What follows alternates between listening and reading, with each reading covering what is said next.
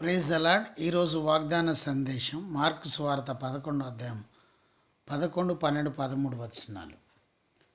ఆయన ఆకలి కొనగా ఆకులు గల అంజూరపు చెట్టును దూరం నుండి చూసి ప్రభువైన యేసుక్రీస్తు మాట దీవించునుగాక. ఆమేన్. Praise the Lord. దేవుని బిడ్డలారా, ఆ ప్రభు ఆకలి కొని ఆకులు గల అంజూరపు చెట్టును దూరం నుండి చూశారు. ఆ చెట్టును చూసినప్పుడు దానిలో ఆకులు తప్ప ఫలాలు లేని చెట్టుగా ఉన్నది. ఆమేన్. హల్లెలూయా. ప్రభువుకు స్తోత్రం కలుగునుగాక. దానికి ఫలాలు లేవు. అంజూరపు చెట్టుకు అది పండ్ల కాలము, కోత కాలము కాదు. అయినా దానికి ఆ పండ్లు లేనందున ఇంకెప్పుడు కాయకుందు కదని ఆయన శపించినట్టుగా దేవుని వాక్యం సెలవుస్తున్నది.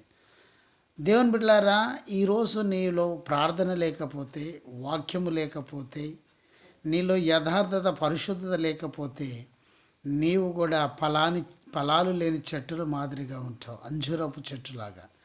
కనుక అంజూరపు చెట్టు ఆయన చెప్పగానే మళ్ళీ సాయంకాలం వారు తిరిగి వచ్చినప్పుడు ఎండిపోయినట్టుగా దేవుని వాక్యం సెలవుస్తున్నది.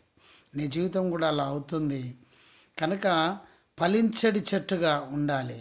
యోహాను సువార్త 15వ అధ్యాయము 5, 6 వచనాలు, 4, 5, 6 వచనాలు చూస్తే మీరు బహుగా ఫలించాలని దేవుడు కోరుకుంటున్నాడు. కీర్తనలు 14వ అధ్యాయం 2, 3 వచనాలు చూస్తే దేవుని బిడ్డలారా, దేవుణ్ణి వెతుకువారు కలరేమో అని దేవుడు ఆకాశం నుండి నరులను చూస్తే ఎవ్వరు అని వెతికేవారు లేనట్టుగా దేవుని వాక్యం సెలవుస్తుంది. కనుక నీలో ఫలాలున్న ప్రభు కోరుచున్నాడు. దూరం నుండి చూశాడు, దానిలో ఆకులు తప్ప ఫలాలు లేవు. ప్రభు ఇటు వాక్యం దీవించనుగాక. ఆమేన్. ప్రార్థన.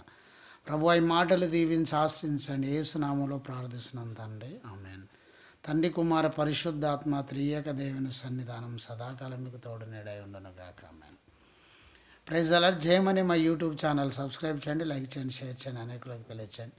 మీ ప్రార్థన అవసరం మాకు కాల్ చేయండి. మా cell number 9948930320. Praise the Lord. God bless you. Amen.